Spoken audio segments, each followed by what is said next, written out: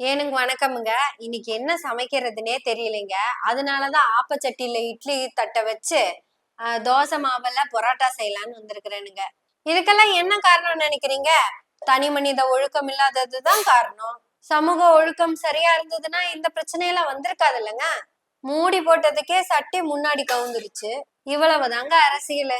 நேத்து மட்டுமே பெண் குழந்தைகள் மேல 5 பாலியல் வன்கொடுமைகள் நடந்திருக்கு. அது எல்லாமே போக்சோ சட்டத்தின் கீழ் கேஸ் பதிவு பண்ணிருக்காங்க. இப்படி 5 பேரும் ஒரே நாள்ல வெவ்வேறு இடத்துல ஒரே மாதிரி பண்றதுக்கு என்ன காரணம்? தனி மனித ஒழுக்கம் இல்லாம போனதுதாங்க. இதுக்கும் சட்ட ஒழுங்குக்கும் என்னங்க சம்பந்தம் இருக்கு? யோசிச்சு பாருங்க. நம்ம சிஎம் சிம்ரன் கூட போட்டோ எடுப்பாரா, இல்ல அந்த சின்ன பிள்ளைங்களை வந்து பாப்பாரா, இல்ல சிம்பு கட்டி பிடிச்சு பேசிட்டு இருப்பாரா? அவருக்கு எவ்வளவு வேலை இருக்கு? எங்க தலைமைச் செயலகத்துக்கு வந்து பாருங்க, எத்தனை நடிகைகள் வராங்க, எத்தனை நடிகர்கள் வராங்க, எத்தனை பேத்து கூட போட்டோ எடுக்கணும், எத்தனை பேத்து கூட டிஸ்கஷன் பண்ணணும். இது வரைக்கும் ஒரு விவசாய சங்கத்தை சேர்ந்தவர்களும் தலைமைச் செயலகத்துக்குள்ள வரல, அவங்க கிட்ட டிஸ்கஷனும் பண்ணல. அவங்க எல்லாருமே வெளியே நின்னுதான் போராடிக்கிட்டு இருக்காங்க. சிம்ரன் கூட போட்டோ முக்கியமா, இல்ல சின்ன குழந்தைங்க பிரச்சனை பாக்குறது முக்கியமா? இது எல்லாமே தனி மனித ஒழுக்கமின்மை தாங்க காரணம். ஆப்பச்சட்டியில இட்லி தட்டு வச்சது சிஎமோட பிரச்சனையா? இது என்னோட தனிப்பட்ட பிரச்சனைங்க. தோசை மாவுல பரோட்டா போடுவேன்னு சொன்னது அது ஏன் பிரச்சனைங்க? சிஎமுக்கு இதுக்கு என்னங்க சம்மந்தம் இருக்கு? தனி மனிதன் ஒழுக்கமாக இருந்தால் சமூகம் ஒழுக்கமா இருக்கும். இத சொல்றதுக்கு இப்ப சிஎம் சீட்ல வந்து உட்காரணும்னு எந்த அவசியம் வெங்காயமும் கிடையாதுங்க. சாரி இத சொல்றதுக்கு சிஎம் சீட்ல உட்கார்றதுக்கு எந்த தக்காளியும் கிடையாது. அவசரப்பட்டு வெங்காயத்தை முதல்ல சொல்லிட்டேன். இனி வெங்காயத்துக்கு ஏதாவது லீடு எடுக்கணும், எடுத்துருவேன். என் மேல நம்பிக்கை இருக்குல்ல.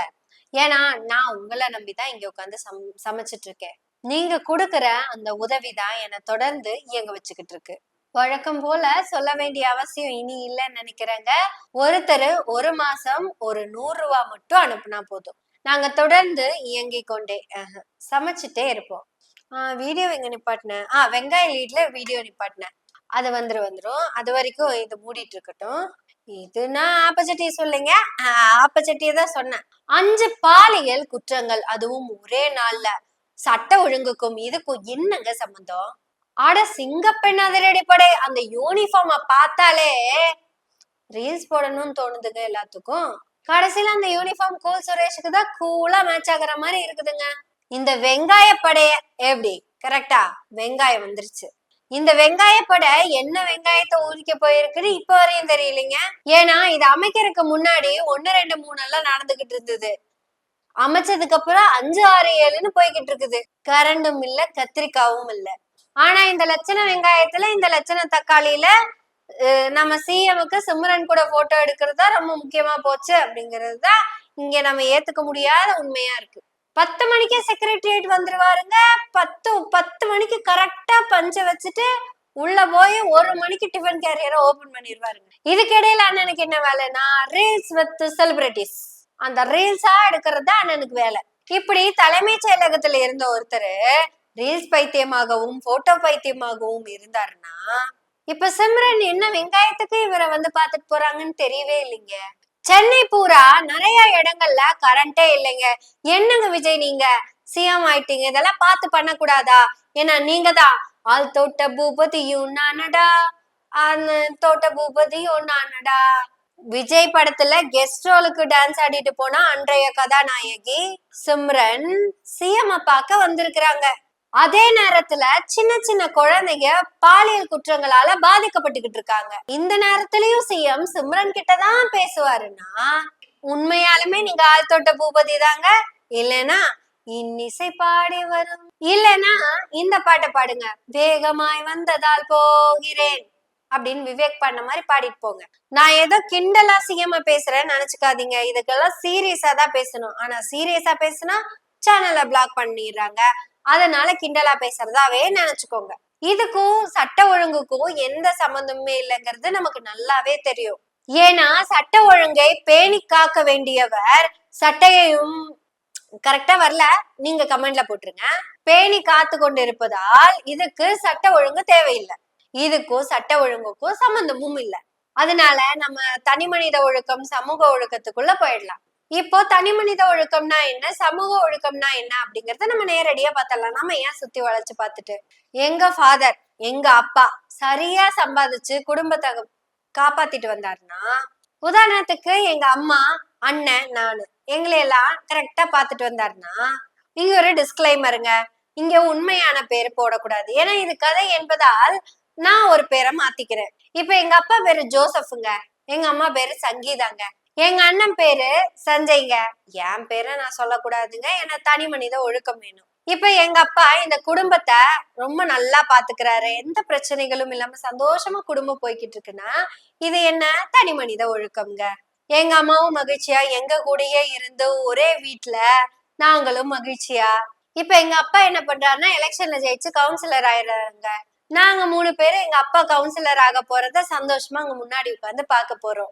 அப்போ எங்க அப்பா அந்த உறுதிமொழி சொல்லுவார்ல, கூஸ் பம்ப்ஸ் மூமெண்ட்டுங்க, அது நடந்துச்சுங்க. எப்படின்னு நான் சொல்றேன் கேளுங்க. முத்துவேல், கருணாநிதி, ஸ்டாலின் எனும் நான் கண்ணுல தண்ணி அப்படியே பொங்கி வந்துச்சுங்க. அந்த வார்த்தை தமிழ்நாட்டுல இருக்கிற எல்லாத்தையும் உலுக்கி போட்டுச்சுங்க. முத்துவேல், கருணாநிதி, ஸ்டாலின் எனும் நான். கேமரா அப்படியே திரும்புதுங்க. துர்கா அம்மா உட்கார்ந்துருக்காங்க, குமிஞ்சிட்டு அழுகுறாங்க. அத பாத்துட்டு இருந்த தமிழ்நாடே அழுதுச்சுங்க. கூஸ் பம்ப்ங்க. எத்தனை ஆண்டுகால போராட்டம், இத்தனை கட்டும் உழைப்பு. முத்துவேல், கருணாநிதி, ஸ்டாலினால் தமிழ்நாடு தலை நிமிர்ந்து நின்னுச்சுங்க. அந்த 5 வருஷம் பொற்கால ஆட்சிங்க. அத பத்தி பேசிக்கிட்டே இருக்கலாம். இந்த பெருமையில நம்ம ஏன் பேசிட்டு, இப்ப இருக்கிற சிஎம்க்கு அதுதான வேலை, அவரு பேசிக்குவாரு, விடுங்க. சரி, நான் எதுக்கு இது சமூக ஒழுக்கத்துக்குள்ள வந்துடுறேன். முத்துவேல், கருணாநிதி, ஸ்டாலின் எனும் நான் அப்படிங்கிற அந்த வார்த்தையை கேட்டதோ துர்காமா அழுதாங்க, அவங்க ஃபேமிலியில இருக்கிறவங்க அழுதாங்க, பாத்துட்டு இருந்த எல்லாரும், நான் உட்பட எல்லாரும் எழுதாங்க. ஆனா பாருங்க, எங்க அப்பா கவுன்சிலரா போய் பதவி ஏற்கிறாரு. ஜோசப் எனும் நான் அப்படின்னு சொல்றாரு. டிஸ்கிளைமர் மறுபடியும் நான் போட்டுக்கிறேன், நான் கதைக்காக பேரை மாத்தி வச்சிருக்கேன். இது யாருக்காவது செட் ஆச்சுனாலும் அது அவங்களுக்கு பொருந்தாது. இதுக்காக சேனலை பிளாக் பண்ணீங்கன்னா நான் ஒண்ணும் பண்ண முடியாது.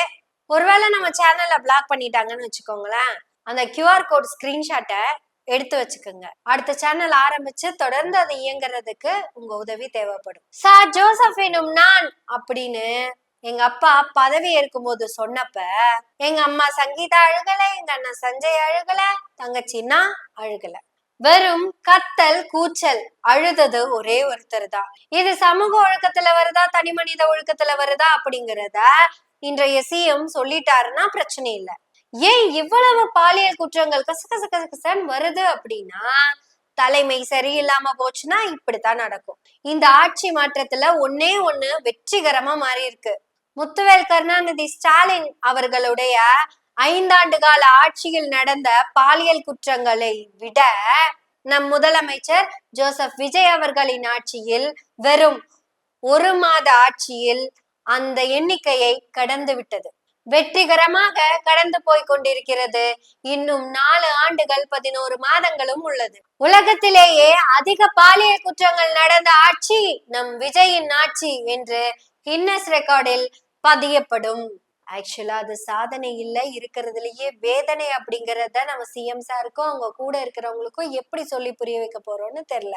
இங்க தனி மனித ஒழுக்கம் இல்லாம போனதுக்கும் சமூக ஒழுக்கம் இல்லாம போனதுக்கும் உங்க விர்ச்சுவல் வாரியர்ஸ் தான் காரணம். ஜோசப் விஜய் அவர்களின் தனிப்பட்ட ஒழுக்க இன்மையை கண்டிக்காமல் போனதும், அந்த ஒழுக்கமின்மைக்கு சமூகத்தையே சப்போர்ட்டுக்கு கூட்டிட்டு வந்ததும், தங்கச்சியா இருப்பேங்கண்ணா, அக்காவா இருப்பேங்கண்ணா, வேணும்னா பொண்டாட்டியா கூட இருப்பேங்கண்ணா, ஊருக்குள்ள எவனோ 4-5 பொண்டாட்டி வச்சிருக்கான், அவரு வச்சுட்டு போகட்டும், அவர் வச்சிருக்கிறதுக்கு அவருக்கு எல்லா தகுதியும் இருப்பாருங்க, அப்படித்தாங்க வச்சிருப்பாரு. உச்சத்தை விட்டு வந்தவரு 2 வச்சிருந்தா என்னங்க பிரச்சனை? இப்படி தனி மனித ஒழுக்க கேடான செயலுக்கு இந்த சமூகமே ஒழுக்கமின்றி சப்போர்ட் பண்ணுச்சுல்ல. இதனாலதான் தனி மனித ஒழுக்கமும் சமூக ஒழுக்கமும் இங்க கேடா இருக்குது.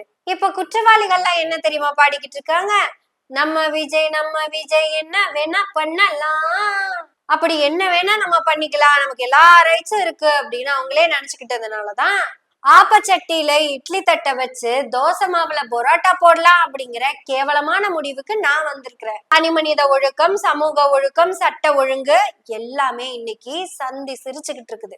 ஆனா இந்த சின்ன குழந்தைங்களை பத்தி யோசிக்க வேண்டிய சிஎம் நம்ம சிம்மு கூட நின்னு ஆள் தொட்ட பூபதி நானடா, அந்த ஆள் தொட்ட பூபதியும் நானடா.